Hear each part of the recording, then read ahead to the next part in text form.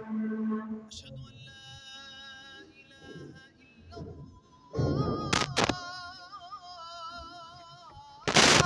عليكم ورحمة الله وبركاته.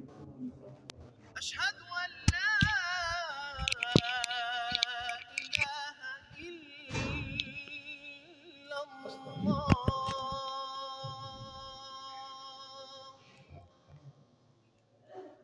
أشهد أن محمدًا رسول الله.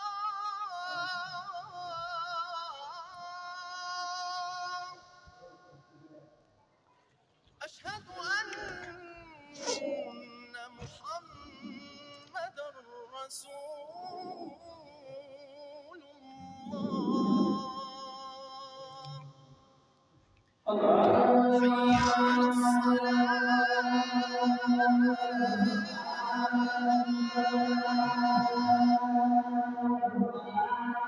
حي على الصلاة.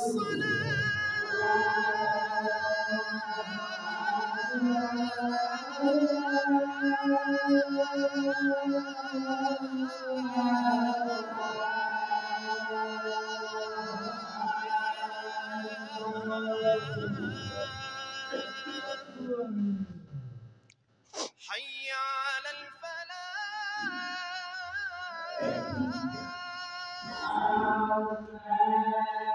حي على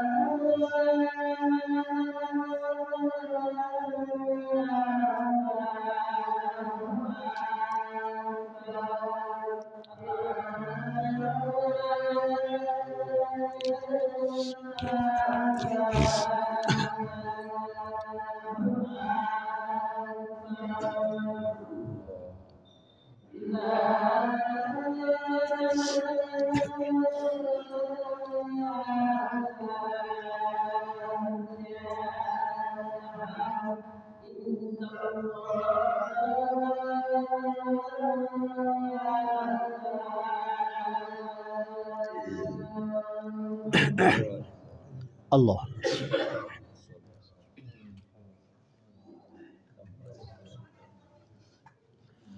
اللهم رب هذه الدعوة التامة الصلاة القائمة آت محمدا الوسيلة والفضيلة وابعثه مقاما أشهد أن لا إله إلا الله وأشهد أن محمدا رسول الله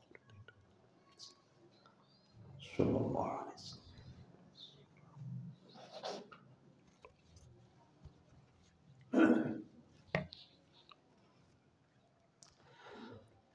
الحمد لله الذي هدانا للإسلام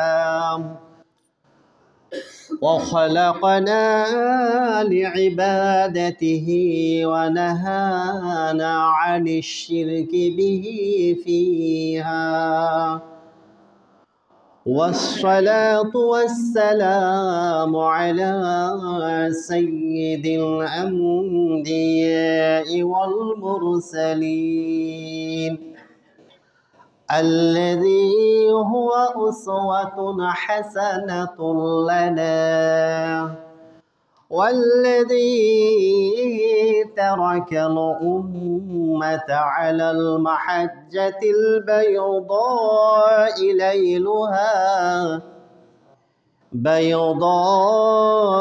ليلها كنهارها وأقام الصلاة في جميع حياته وصلى الله عليه وعلى آله وأصحابه الغر الميامين والتابعين لهم بإحسان إلى يوم الدين أما بعد فأعوذ بالله السميع العليم من الشيطان الرجيم وأمر أهلك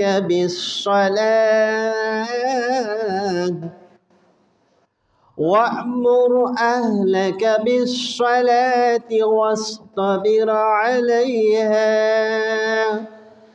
لا نسألك رزقا نحن نرزقك والعاقبة للتقوى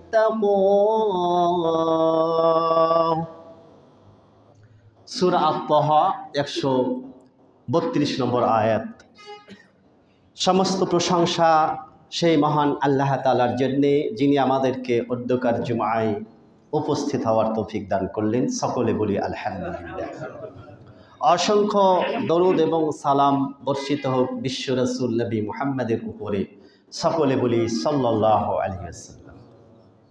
আজকে 1446 হিজরি সনের 23 রজব, 1431 বঙ্গাব্দের 10 মাঘ, 2025 ইংরেজি বর্ষের 24 জানুয়ারি। পবিত্র কোরআনে কারিমা থেকে সূরা আত-তাহা 132 নম্বর আয়াত আমি তেলাওয়াত করেছি। এই আয়াতের আলোকে আজকের খুতবার আলোচনার বিষয় হচ্ছে সমস্ত কল্যাণের চাবিকাঠি নামাজ। আজকে এই বিষয়ে আমার 4টি জুম্মা আপনাদের সামনে সালাত বা নামাজ সংক্রান্ত বিষয়ে আলোচনা আজকে শেষ হবে ইনশাআল্লাহ। আল্লাহ তাআলা তৌফিক দিলে আগামী জুমা যেহেতু শাবান মাসের 1ম তারিখ চলে আসছে, সেহেতু শাবান মাসের করণীয় সম্পর্কে আলোচনা করা হবে। চলুন আমরা এই যে সালাত আরবি যে শব্দটা পবিত্র কোরআনে কারিমায় আল্লাহ তাআলা সর্বাধিক আলোচনা করেছেন এই সালাত সম্পর্কে। ইসলামী শরিয়তের সর্বাধিক ব্যাপক আলোচিত বিষয় হচ্ছে সালাত। বাংলা, উর্দু, ফার্সি, হিন্দি এই উপমহাদেশ সাবকন্টিনেন্টে এটা নামাজ হিসাবে ব্যাপক পরিচিতি লাভ করেছে। তো এই ইবাদতের নাম কেন সালাত রাখা হয়েছে চলুন একটু জেনে নেই। আরবি সোয়াদ লাম ওয়াও সিলউন অথবা সিলাতুন এর অর্থ হচ্ছে সংযুক্ত বা মিলিত। অনেকে বলেন যে বাবে তাফইলের মাসদার আর তাসলিয়াতু শব্দ থেকে এই সালাত বা নামাজ শব্দের উৎপত্তি হয়েছে, যার অর্থ হচ্ছে সংযুক্ত হওয়া, মিলিত হওয়া, একত্রিত হওয়া, যেটাকে ইংরেজি ভাষায় বলা হয় যে ক্লোজ কানেক্টেড, কমিউনিকেটেড। যেহেতু নামাজ এমন একটা ইবাদত, সালাত এমন একটা ইবাদত, এই ইবাদতটি হচ্ছে আল্লাহ এবং বান্দার মাঝে সংযোগ স্থাপন করার, যোগাযোগ রক্ষা করার সবচাইতে বড় মাধ্যম, যেটাকে বলা হয় সেতু বন্ধন। তো যেহেতু নামাজ আল্লাহ এবং বান্দার মাঝে একটা সেতু বন্ধন, একটা ভালোবাসার সম্পর্ক তৈরি করার মাধ্যম, এই জন্য ইসলামী শরিয়তে এই ইবাদতের নামকরণ করা হয়েছে সলাত বা নামাজ। সেই হিসাবে সলাত নামকরণের সার্থকতাটা সব দিক থেকেই যুক্তিসঙ্গত হয়েছে। তো নামাজের উদ্দেশ্যটা কি? প্রত্যেকটা জিনিসের একটা উদ্দেশ্য থাকে, প্রত্যেকটা কর্মের একটা উদ্দেশ্য থাকে। উদ্দেশ্যবিহীন আমরা কোনো কাজ করি না। তো আল্লাহ তাআলা এই যে নামাজ এটি ফরজ করলেন, এর উদ্দেশ্যটা কি? তো সহিহ বুখারীর 531 নম্বর হাদিস, মিশকাত 710 নম্বর হাদিস, আনাস ইবনে মালিক রাদিয়াল্লাহু তাআলা আনহু বর্ণনা করছেন, রাসূলুল্লাহ সাল্লাল্লাহু আলাইহি সাল্লাম বলেছেন, ইন্না নিশ্চয় আহাদুকুম, তোমাদের মধ্যে যখন ইজা মানে যখন কোনো ব্যক্তি সাল্লা মানে নামাজ আদায় করে, সালাতে দাঁড়িয়ে গেল, নামাজ আদায়ের উদ্দেশ্যে আল্লাহ পাকের সামনে অবনত হলো। তো ইন্না আহাদুকুম ইদা সাল্লা ফায়ুনাজি রাব্বাহু, যখন নিশ্চয় তোমাদের মধ্যে কোনো ব্যক্তি নামাজে দাঁড়িয়ে গেল, তখন সে আল্লাহ পাকের সাথে মোনাজাত করা শুরু করল। তার জীবনের সমস্ত চাওয়া পাওয়া, দুনিয়া এবং আখেরাতে যা কিছু প্রয়োজন, সে তখন নামাজের মধ্যে আল্লাহ পাকের কাছে এর জন্য মোনাজাত বা দোয়া, দরখাস্ত, আবেদন নিবেদন করতে লাগলো। আল্লাহ পাকের কাছে কাকুতি মিনতি সহকারে চাইতে লাগলো। তাহলে এই জন্য নামাজের সবচাইতে বড় উদ্দেশ্য হচ্ছে যে বান্দা দুনিয়ার হোক আর আখেরাতের হোক, যা প্রয়োজন সমস্ত কিছু চাইবে, আবেদন করবে একমাত্র মহান আল্লাহ তাআলার কাছে, সৃষ্টির কারো কাছে নয়। আর নামাজ, আল্লাহু আকবার, আল্লাহু আকবার, সূরা আয-যারিয়াত 56 নম্বর আয়াতে আল্লাহ তাআলা বলছেন, ওয়ামা খালাকতুল জিন্না ওয়াল ইনসা ইল্লা লিয়াবুদুন। ওয়ামা, মা এখানে নাফি জিন্স, নেগেটিভ অর্থ প্রকাশ করে। অর্থাৎ আল্লাহ তাআলা বলছেন, আমরা এ ভাষায় তর্জমা করি যে আমি মানুষ এবং জিন জাতিকে সৃষ্টি করেছি একমাত্র আমার ইবাদতের উদ্দেশ্যে, এভাবে অনুবাদ করি আমরা। কিন্তু আসলে আরবি অনুযায়ী যদি আমরা অনুবাদটা করি পবিত্র কোরআনে কারিমার, তাহলে এই আয়াতের অনুবাদটা এভাবে আসবে যে ওয়ামা খলাকতুল জিন্না ওয়াল ইনসা, আমি মানুষ এবং জিন জাতিকে সৃষ্টি করতাম না। কথাটা বুঝছেন? এখানে না অর্থ দিচ্ছে যে আমি মানুষ এবং জিন জাতিকে সৃষ্টি করতামই না, জোর দেওয়া হচ্ছে। ইল্লা, লেকিন, বাট, কিন্তু উদ্দেশ্য একটাই যে সৃষ্টি কেন করলাম, লে, in order to, in order that বা সো দ্যাট, যে যাতে তারা ইয়াবুদুন, আমার ইবাদত করে। আল্লাহু আকবার। তাহলে লিয়াবুদুনের আরবিতে আবার এর সমার্থক শব্দ ব্যবহার করা হয়েছে যে লিয়াবুদুনটা কি। তো লিয়াবুদুন এর তাফসীর করা হয়েছে আব্দুল্লাহ ইবনে আব্বাস রাদিয়াল্লাহু তাআলা আনহু, আরও বড় বড় মুফাসসির যারা রাসূল আকরাম সাল্লাল্লাহু আলাইহি ওয়াসাল্লামের সময় পবিত্র কোরআনের তাফসীর করেছেন, তারা লিয়াবুদুনের অর্থ করেছেন লিওয়াহিদুন, তারা যেন আল্লাহ পাকের একত্ববাদের ঘোষণা দেয়। আর নামাজ হচ্ছে আল্লাহ তাআলার একত্ববাদের ঘোষণার সবচাইতে বড় উদাহরণ। তাহলে লিয়াবুদুন মানে লিয়াসজুদুন, অর্থাৎ তারা যাতে নামাজি হয়, তারা যাতে মুসল্লি হয়, তারা যাতে এই নামাজের হেফাজতকারী হয়। তাহলে আল্লাহ তাআলা এখানে বোঝাতে চাচ্ছেন যে নামাজের মতো বড় একটা ইবাদত যদি আমি সৃষ্টি না করতাম, যদি এই পৃথিবীতে আমি নামাজ না পাঠাতাম, নামাজ যদি না থাকতো, তাহলে আমি মানুষ জিন তো দূরের কথা, পৃথিবীর কোনো কিছু সৃষ্টি করতাম না। আল্লাহু আকবার। কথাটা বুঝতে পারছেন নামাজের কত গুরুত্ব? যে নামাজ আছে বিধাই, নামাজের বিধান দিয়েছি বিধাই আমি মানব এবং জিন জাতি সহ অন্যান্য আমার যত সৃষ্টি একমাত্র এই উদ্দেশ্যেই সৃষ্টি করা হয়েছে। তাহলে নামাজের কারণেই এই পৃথিবীতে আমাদের আগমন, নামাজের জন্যেই এই নভমণ্ডল ভূমণ্ডল আসমান জমিন সৃষ্টি, নামাজের কারণেই সমগ্র মাখলুকাত সৃষ্টি, একমাত্র নামাজের কারণেই আমাদের অস্তিত্ব রয়েছে, নামাজের কারণেই আল্লাহ তাআলা আমাদেরকে এই পৃথিবীতে পাঠিয়েছেন।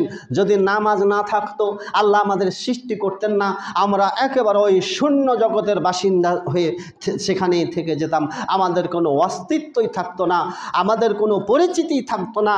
আমি আপনি যে ধন সম্পদের মালিক হয়েছি, অর্থ সম্পদের মালিক হয়েছি, পরিবার পরিজন আমরা ক্ষমতার মালিক হয়েছি, আমাদের একটা পরিচিতি আছে, মোট কথা আমরা একটি টাকারও মালিক হতে পারতাম না যদি নামাজের মতো এত বড় একটা ইবাদত না থাকতো। কথা কি বুঝতে পারছেন? আল্লাহু আকবার। সূরা আনকাবুত আয়াত নম্বর 56।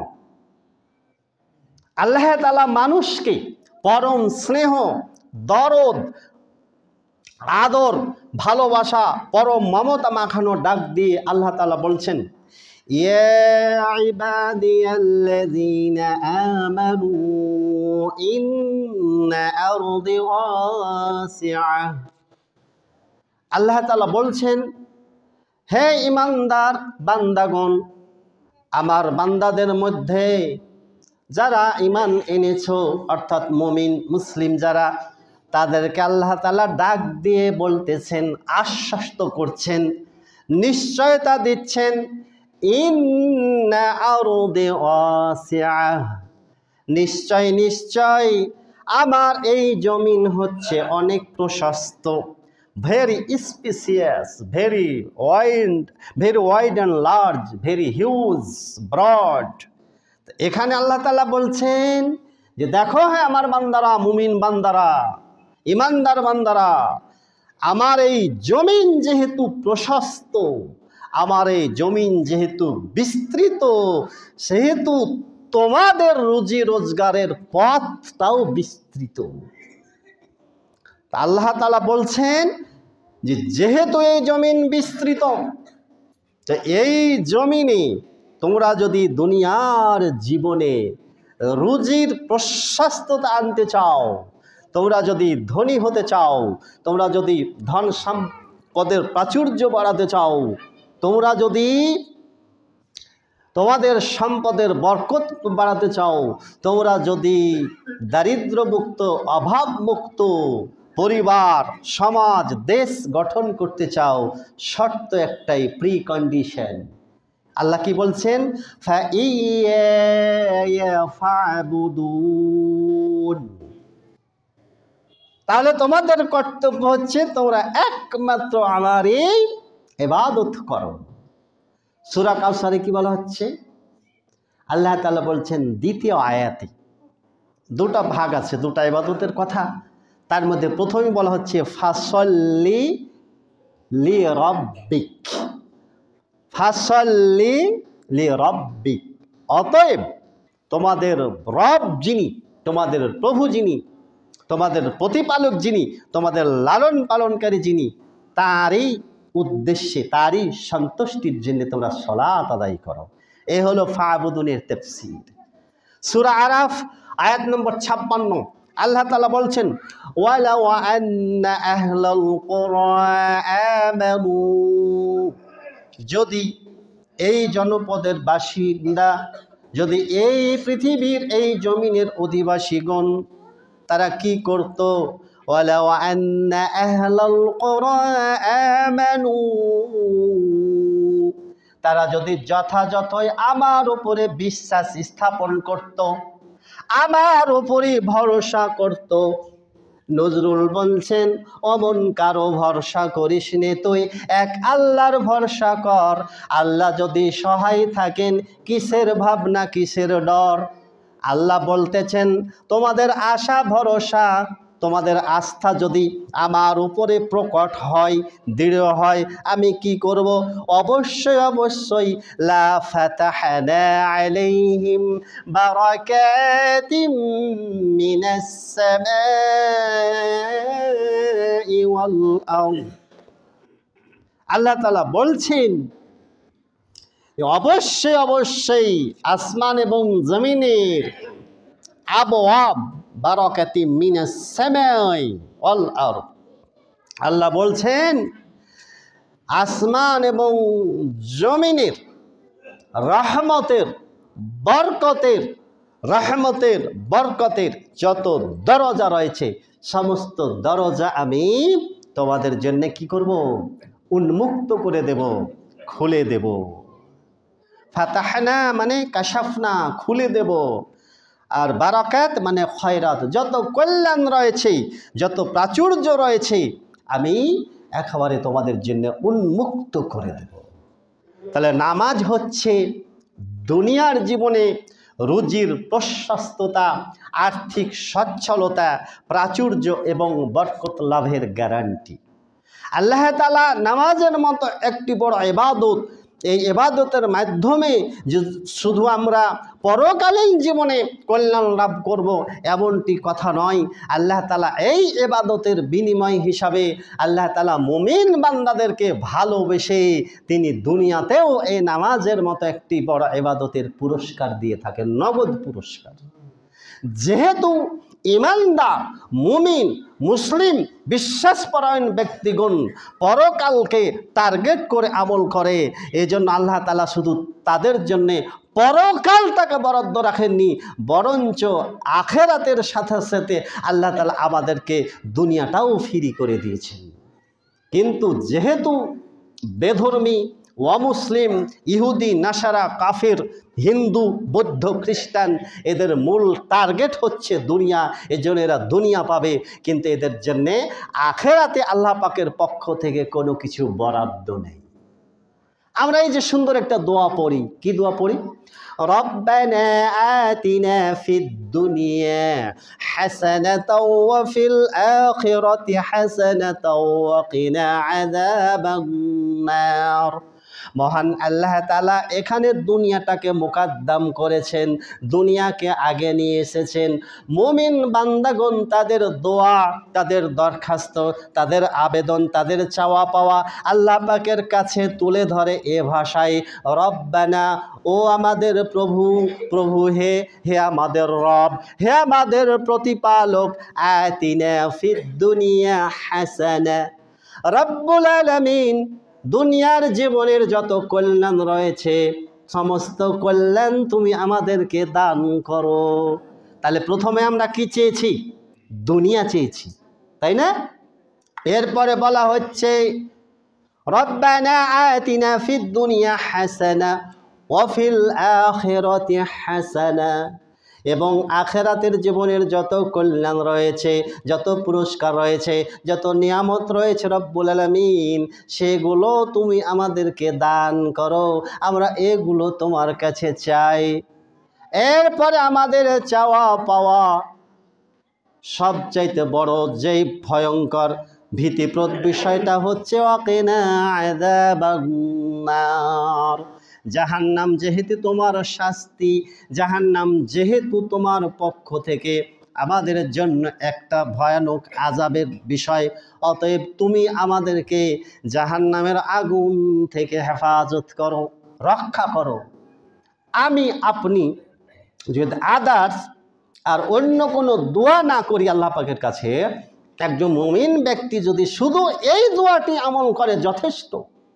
অনেকে হজ করে এসেছেন না, হজ করতে গেলে শুধুমাত্র আল্লাহ রাসূল সাল্লাল্লাহু আলাইহি ওয়াসাল্লাম এই দোয়াটাই প্রেসক্রিপশন করেছেন, যে এই দোয়াটাই সার্বিকভাবে সব সময় পড়বে। রব্বানা আতিনা ফিদ দুনিয়া হাসানাতাও ওয়া ফিল আখিরাহ হাসানাতাও ওয়া কিনা আযাবান নার। হজে উমরাতে যারা যান এই দোয়াটাই বেশি করে পড়বেন, তার কারণ এই দোয়ার মধ্যে আল্লাহ রাব্বুল আলামিন দুনিয়া এবং আখিরাতের সমস্ত চাওয়া পাওয়া ছোট্ট একটি দোয়ার মধ্যে পরিপূর্ণ করে দিয়েছেন, কোনো কিছু ঘাটতি রাখেননি। আল্লাহু আকবার। তাহলে দেখুন, অভাবমুক্ত, দারিদ্র্যমুক্ত, ক্ষুধামুক্ত বিশ্ব গড়ার, অর্থনৈতিক যাবতীয় সমস্যার সমাধানে, সংকট উত্তরণে নামাজের চাইতে আর অন্য কোনো শক্তিশালী হাতিয়ার দ্বিতীয়টি নেই। সূরা তাহা আল্লাহ তাআলা যেটি বলছেন যে ওয়া'মুর মানে অহকুম, এখানে প্রত্যেক পরিবারের যারা অধীনস্থ রয়েছে, মানে যারা দায়িত্বশীল রয়েছে তাদের ব্যাপারে বলছে ওয়া'মুর মানে ওয়াহকুম আহলাকা, তোমরা তোমাদের পরিবারের সদস্যদের, তোমাদের ফ্যামিলি মেম্বার যারা রয়েছে তাদেরকে আদেশ দান করো। কিসের আদেশ? বিসসালাত, তোমরা তাদেরকে নামাজের ব্যাপারে নসিহত করো, উপদেশ দাও, নামাজ পড়তে আদেশ করো, কমান্ড করো। ওয়াসতাবির মানে ইসবির, এর ওপরে তোমরা একেবারে স্টিল ফার্ম, খুব দৃঢ় থাকো, এর ওপরে প্রতিষ্ঠিত থাকো। ওয়াসতাবির আলাইহা, আল্লাহ তাআলা এখানে দুটো শব্দ নিয়ে আসলেন। এক শব্দ হচ্ছে ওয়াহকুম, তোমরা তাদেরকে নামাজের আদেশ করো, আর দ্বিতীয় শব্দ হচ্ছে ওয়াসবির, মানে নামাজের ওপরে সব সময় স্টিল থাকো, এর ওপরে সুপ্রতিষ্ঠিত থাকো। মন চাইলে পড়বে আর মন চাইলে পড়বে না, এমনটা হবে না। আমাদের দেশের অধিকাংশ মুসল্লি জুম্মা পড়া মুসল্লি, আর না হলে কমসে কম 2 ঈদ পড়া মুসল্লি, এদের দল ভারী। আল্লাহ বলছেন এই নামাজ দিয়ে কাজ হবে না, 5 ওয়াক্ত পরিপূর্ণ, 5কে 4 করা যাবে না, এভাবে পড়ো। এরপরে আল্লাহ বলছেন নাতলুবুকা রিজকা মানে লা নাসআলুকা রিজকা। দেখো বান্দারা, তোমরা যে নামাজ পড়বে, সালাত আদায় করবে, তো আমি কি এর জন্য তোমাদের কাছে কোনো রিজিক চাই যে তোমরা আমাকে রিজিক দিবে, খাওয়াবে? আল্লাহ বলছেন বরঞ্চ নাহনু নারযুকুক, আরে বান্দা আমি তো তোমাদেরকে রুজি দান করে থাকি, আমি তো তোমাদেরকে খাদ্য খাওয়াই। জেনে রেখো ওয়াল আকিবাতু লিত্তাকওয়া, সব ভালো যার শেষ ভালো তার। আল্লাহ তাআলা বলছেন যে শুভ পরিণাম, সর্বশেষ পরিণাম, ভালাই তাদের জন্যে, শেষ পরিণতি তাদের জন্যে যারা আল্লাহ তাআলাকে ভয় করে, আল্লাহ তাআলাকে সমীহ করে, আল্লাহ তাআলাকে ভক্তি শ্রদ্ধা করে, যারা বিনয়ের সাথে ভয়ভীতি সহকারে যারা সালাতকে, নামাজকে আদায় করে, এদের জন্যেই রয়েছে শুভ পরিণাম। ইংরেজিতে বলে না যে all's well that ends well, সব ভালো যার শেষ ভালো তার। তা আল্লাহ বলছেন যারা নামাজি হবে, যারা মুত্তাকি হবে, তাদের শেষ পরিণতিটাও ভালো হবে। সূরা জারিয়াতের 57 এবং 58 নম্বর আয়াতে আল্লাহ তাআলা সে কথাই বলছেন, ওয়ামা উরিদু মির রিজকিন, আমি তোমাদের কাছে কোনো রিজিকও চাই না। ওয়ামা উরিদু আইয়ুতআমুন, এবং আমি তোমাদের কাছে কোনো খাদ্য খেতে চাই না। আল্লাহ নিজে বলতেছেন ইন্নাল্লাহা হুয়া রাজ্জাকু যুল কুওয়াতিল মাতিন, যে বরঞ্চ আমি হচ্ছি বান্দাদের রুজিদানকারী, আমি হচ্ছি বান্দাদের প্রতি চরম এবং পরমভাবে স্নেহশীল, দয়াশীল, আমি পরম দাতা। তাহলে সুখময়, স্বাচ্ছন্দ্যময়, শান্তিময়, সমৃদ্ধশালী, দুশ্চিন্তাহীন, নিরাপদ, একেবারে টেনশন ফ্রি সুন্দর জীবনের প্রত্যাশা পূরণকারী হচ্ছে নামাজ।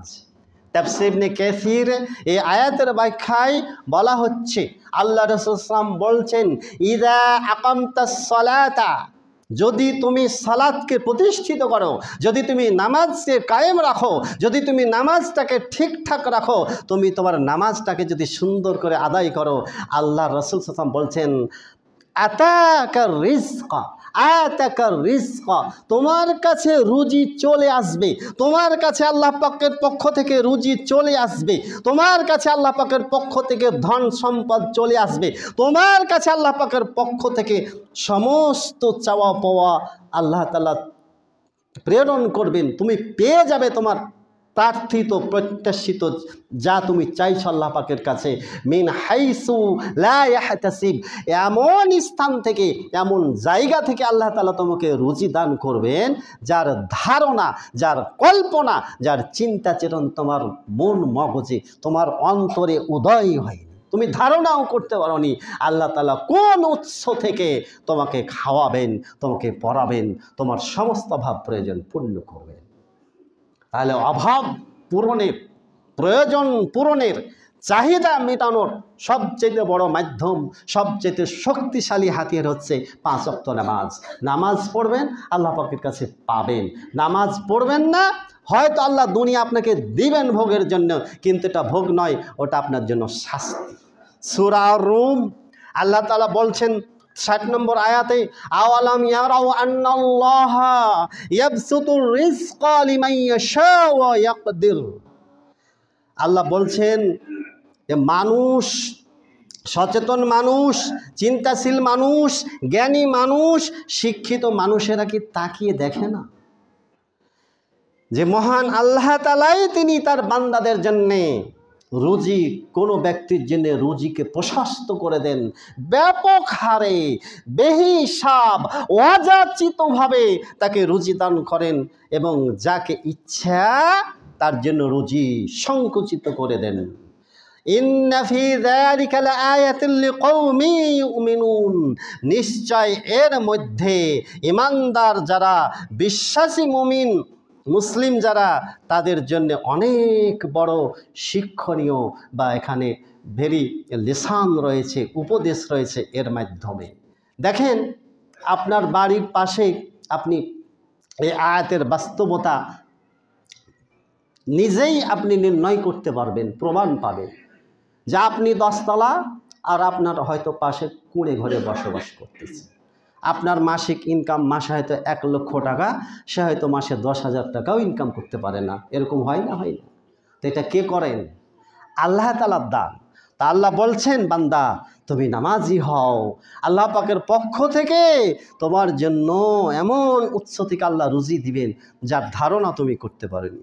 সূরা মুলকের মধ্যে আমরা আল্লাহ তাআলা আমাদেরকে বলতেছেন ওয়াতারযুকু মান ইয়াশাউ বিগাইরি হিসাব, আল্লাহ তাআলা যার জন্য চান আল্লাহ তাআলা তাকে বেহিসাব রুজি দান করেন, যার কোনো সীমা থাকে না। এরপরে আসেন মানুষের জীবনে উত্থান পতন, জয় অ্যান্ড সরো কাম বাই টার্নস, নাকি পড়েছেন তো? উত্থান পতন আছে, উন্নতি অবনতি আছে। চিরকাল মানুষের একরকম কাটে না, হাসির পরে কান্না আসে না? হাসির পরে কান্না আসে, দুঃখের পরে সুখ, আধার রাতের শেষে যেমন দেখিস আলোর মুখ, জন্ম নিলে বলিস কেন আছে রে মরণ। এই তো পৃথিবীর বাস্তবতা।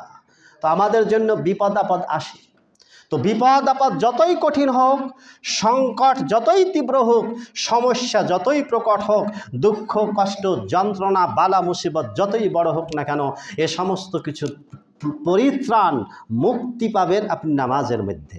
ইবনে হাতিম রাহিমাহুল্লাহ এই আয়াতের তাফসিরে বলতেছেন, দেখেন এখন আল্লাহর রাসূল সাল্লাল্লাহু আলাইহি ওয়াসাল্লামের কাছ থেকে আমরা আমল শিখব, কেননা লাকাদ কানা লাকুম ফি রাসূলিল্লাহি উসওয়াতুন হাসানাহ। জীবনের প্রত্যেকটা ক্ষেত্রে, প্রত্যেকটা স্তরে একমাত্র বিশ্ব রাসূল নবী মুহাম্মদ সাল্লাল্লাহু আলাইহি সাল্লাম আমাদের জন্য অনুকরণীয় এবং অনুসরণীয় আদর্শ। প্রত্যেকটা স্টেপ বাই স্টেপ আমাদেরকে সেই নবীর পদাঙ্ক অনুসরণ করতে হবে, তাহলে আমরা সেই নবীর সাথে জান্নাতে থাকার মতো মহা সৌভাগ্যবান আমরা হতে পারব। দেখেন বিপদ যখন আসতো আল্লাহ রাসূলের সামনে, যে কোনো সমস্যা চিন্তা ভাবনা টেনশন করতেছেন, হাই চরম বিপদ, চরম সমস্যা, কি করা যায়? ইবনে হাতিম রাহমাতুল্লাহ বলছেন যে কানান নবী সাল্লাল্লাহু আলাইহি ওয়াসাল্লাম ইদা আসাবাহু খাসাসাতুন ফানাদা আহলাহু। আল্লাহ রাসূল সাল্লাল্লাহু আলাইহি ওয়াসাল্লামের সামনে যখন কোনো কঠিন সংকট, কঠিন একটা পরিস্থিতি, চরম একটা দুর্যোগ, চরম একটা বিপদ ঘনি এসেছে, তখন তিনি পরিবারকে ডাক দিতেন, নাদা আহলাহু, ডাক দিয়ে বলতেন আল্লাহ রাসূল সাল্লাল্লাহু পরিবারের সদস্য, প্রত্যেকটা সদস্যকে, ফ্যামিলি মেম্বার যতগুলো ছিল প্রত্যেকের ডাক দিয়ে বলতেন সাল্লু সাল্লু, নামাজ পড়ো, নামাজ পড়ো, নামাজ পড়ো। হুযায়ফা রাদিয়াল্লাহু আনহু হাদিসটি বর্ণনা করছেন। আরেকটি বর্ণনা এইভাবে আসছে মুসনাদে আহমদ, কানা রাসূলুল্লাহ সাল্লাল্লাহু আলাইহি ওয়াসাল্লাম ইদা হাযাবাহু আমরুন সাল্লা বা আমরুন ফাযআ ইলা সালাতি। আল্লাহ রাসূল সাল্লাল্লাহু আলাইহি ওয়াসাল্লাম যখন কোনো কঠিন এবং চিন্তাযুক্ত কাজের সম্মুখীন হতেন, যে কোনো সমস্যার সম্মুখীন হতেন, বিপদে পড়তেন, তখন তিনি নামাজে দাঁড়িয়ে যেতেন। আবু হুরায়রা রাদিয়াল্লাহু আনহু বলছেন, মানুষ কঠিন জটিল রোগ ব্যাধিতে আক্রান্ত আছে না, ইন্ডিয়া ফেল, আরও আছে, বিভিন্ন দেশ ঘুরেছেন, ডাক্তাররা বলছে না চিকিৎসা হবে না, লক্ষ লক্ষ টাকা খরচ হয়ে গেছে ইতিমধ্যে। আপনার চোখে আপনি অন্ধকার দেখছেন, সর্ষে ফুল দেখছেন, আশার আলো আপনি দেখছেন না, কিন্তু আল্লাহু আকবার, আল্লাহু আকবার, আল্লাহ পাকের কাছে কোনো জিনিসের ঘাটতি আছে, কমতি আছে? মুমিনের একমাত্র আশ্রয় স্থল হচ্ছে মহান আল্লাহ তাআলা। সমস্ত দরজা যদি বন্ধ হয়ে যায়, আল্লাহ পাক তার রহমতের দরজা কখনো বন্ধ করেন না। নামাজীদের সবচেয়ে বড় প্রাপ্য, সবচেয়ে বড় আশার বাণী এটাই যে আপনি আমি যখন মসজিদে সালাত আদায়ের উদ্দেশ্যে আসি, তখন আমরা একটা দোয়া পড়ি না? পড়েন তো নাকি? কি দোয়া পড়েন বলেন তো? প্রত্যেকের জায়গায় আছে, অর্থ জানেন? এখানে আপনাদের একটা রাসূলের সুন্নাহ শিখিয়ে দিই। যখন মসজিদে ঢুকবেন, মসজিদে ঢোকার পুরো দোয়াটা আমাদের সমাজে অনেক ইমামেরাই বলে না আর কি, পুরো দোয়াটা বলি। মসজিদে ঢোকার পুরো দোয়াটা হচ্ছে এইভাবে আসছে হাদিসে, হিসনুল মুসলিম পাবেন। আউযু বিল্লাহিল আলিয়্যিল আযীম বিওয়াজহিল কারীম ওয়া সুলতানিহিল কাদীম মিনাশ শাইতানির রাজীম বিসমিল্লাহি ওয়াস সালাতু ওয়াস সালামু আলা রাসূলিল্লাহি সাল্লাল্লাহু আলাইহি ওয়াসাল্লাম আল্লাহুম্মা ইফতাহ লি আবওয়াবা রাহমাতিক। এই হলো পূর্ণাঙ্গ দোয়া। তো এতটুকু যদি না পারেন, রাসূল আকরাম সাল্লাল্লাহু আলাইহি ওয়াসাল্লাম বলছেন যে তোমরা যখন মসজিদে প্রবেশ করবে তখন সর্বপ্রথম বিসমিল্লাহ বলবে। কি বলবেন? বিসমিল্লাহ। কি বলবেন? বিসমিল্লাহ বলবেন। এরপরে আমরা যেহেতু পূর্ণাঙ্গ দোয়া জানি না, এই জন্য প্রথমে কি বলবেন? বিসমিল্লাহ বলবেন। বিসমিল্লাহ বলে ডান পাটা আগে মসজিদের মধ্যে প্রবেশ করবেন, তারপরে আল্লাহ রাসূলকে সালাম দিবেন, ওয়াসসালাতু ওয়াসসালামু আলা রাসূলিল্লাহি সাল্লাল্লাহু আলাইহি সাল্লাম, এভাবে। আর যদি এটা না পারেন, যেহেতু মসজিদে মুসল্লি থাক আর না থাক, মসজিদে ফেরেশতাগণ ইবাদত করে, জিনেরা ইবাদত করে, এজন্য প্রথমে বিসমিল্লাহ বলবেন, তারপরে সালাম দিবেন, আসসালামু আলাইকুম। কি বলবেন? সালাম দিবেন। সালাম দেওয়ার পরে তখন দোয়া পড়বেন, আল্লাহুম্মা ইফতাহ লি আবওয়াবা রাহমাতিকা। অর্থটা কি জানেন? আল্লাহুম্মা, হে আল্লাহ, ইফতাহ লি, তুমি খুলে দাও, আমার জন্য উন্মুক্ত করে দাও, খুলে দাও, আবওয়াবা, বাবের বহুবচন, মানে যত দরজা আছে। কিসের দরজা? রহমাতিকা, তোমার রহমতের যত দরজা আছে সমস্ত দরজা খুলে দাও। আল্লাহু আকবার। তো আল্লাহ পাকের রহমতের দরজা কয়টা? একটা, দুটা, না 100টা, না লাখ, না হাজার, না কোটি? কত বলেন তো? হিসাব আছে? হিসাব নেই, কোটিও নয়, তারও মানে বিলিয়ন বিলিয়ন ফেল হয়ে যাবে। আল্লাহর রহমত এত প্রশস্ত। তাহলে আপনি আমি যখন মসজিদে সর্বপ্রথম ঢোকার সময় আমি আল্লাহ পাকের কাছে তার পক্ষ থেকে রহমতের জন্য আবেদন করছি, দরখাস্ত করছি, আল্লাহুম্মা ইফতাহলি আবওয়াবা রাহমাতিকা। তো যে ব্যক্তি আল্লাহকে স্মরণ করে, আল্লাহ তো গ্যারান্টি দিচ্ছেন, বান্দা ফাযকুরুনি আযকুরুকুম ওয়াশকুরুলি ওয়ালা তাকফুরুন। বান্দা তুমি যদি আমাকে স্মরণ করো, আমাকে ডাকো, আমিও তোমাকে স্মরণ করব।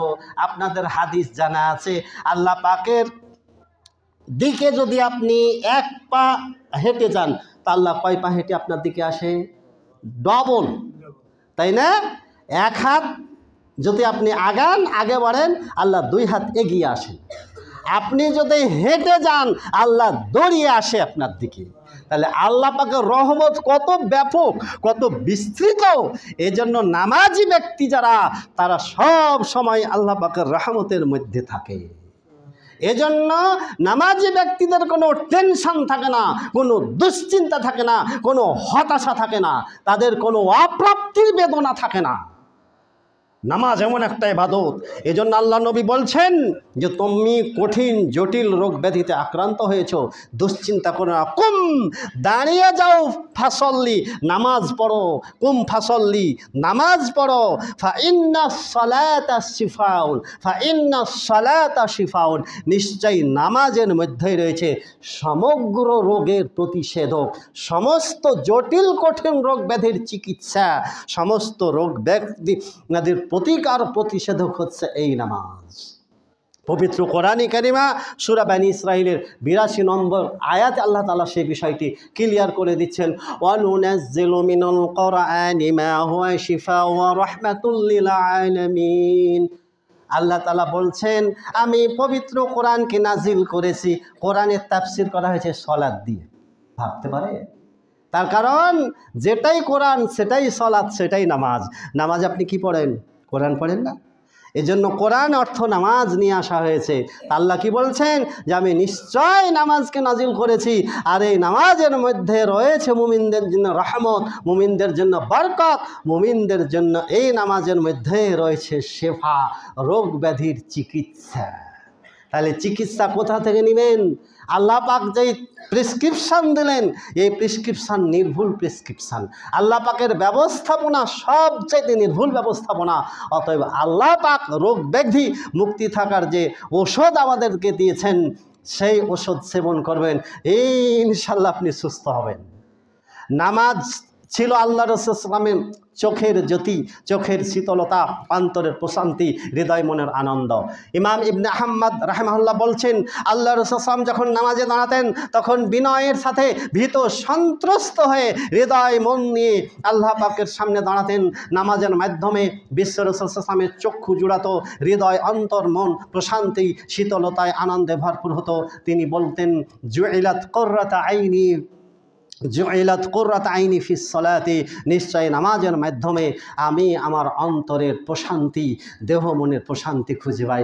নামাজের মতো শান্তি কোথাও খুঁজে পাবেন না। মসজিদে আসতেছেন কত শান্তি, ফেরেশতাদের পক্ষ থেকে দোয়া পাচ্ছেন, ফিতনা ফাসাদ থেকে মুক্ত থাকছেন। আর এই মসজিদ হচ্ছে জান্নাতের বাগিচা, এখানে বসা আছেন তো জান্নাতের ফলমূল ভোগ করতেছেন, ভক্ষণ করতেছেন। বেলাল রাদিয়াল্লাহু আনহুকে উদ্দেশ্য করে আল্লাহ নবী বলতেন, ইয়া বেলাল, আমি যদি অন্যমনস্ক থাকি, যদি দুনিয়ার চিন্তা ভাবনা ব্যস্ত হয়ে যদি আমি একটু উদাসীন থাকি, বেখেয়াল থাকি, এই বেলাল আরহিনা বিসসালাতি, আমাকে ডাক দিও নামাজের জন্য। আর এই নামাজের মাধ্যমে আমি নামাজ পড়ে আমি অনেক প্রশান্তি লাভ করি, আনন্দ পাই। নামাজ পড়লে আমার হৃদয় মন খুশিতে ভরে ওঠে, প্রশান্তিতে ভরে ওঠে। সুবহানাল্লাহ। আর একটা কথা বলে শেষ করছি, আল্লাহ রাসূল সাল্লাল্লাহু আলাইহি ওয়াসাল্লাম যখন নামাজে দাঁড়াতেন প্রায় সময় কান্না করতেন। নামাজে দাঁড়াতেন প্রায় সময় কান্না করতেন। সাহাবীগণ নামাজের মধ্যে কান্নার শব্দটা শুনতে পেতেন, ডুকরে ডুকরে কাঁদতেন। কান্নায় তার বুকের মধ্য থেকে গুম গুম একটা শব্দ হতো।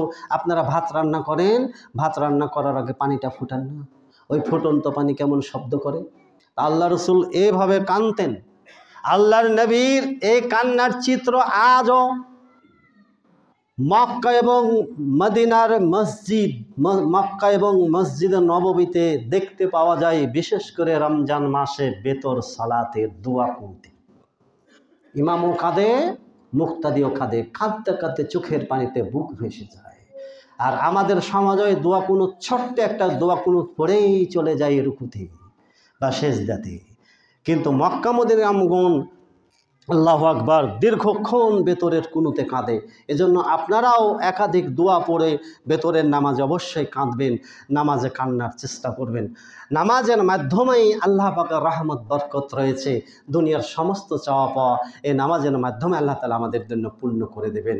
আল্লাহ তাআলা আমাদেরকে যেন এই নামাজের যে ফজিলত, নামাজের যে বরকত, আল্লাহ তাআলা আমাদেরকে পরিপূর্ণভাবে তা হাসিল করার, অর্জন করার তৌফিক দান করুন। বলি আল্লাহুম্মা আমিন। সুবহানাকাল্লাহুম্মা বিহামদিক আশহাদু আল্লা ইলাহা ইল্লা আনতা আস্তাগফিরুকা ওয়া আতুবু ইলাইক।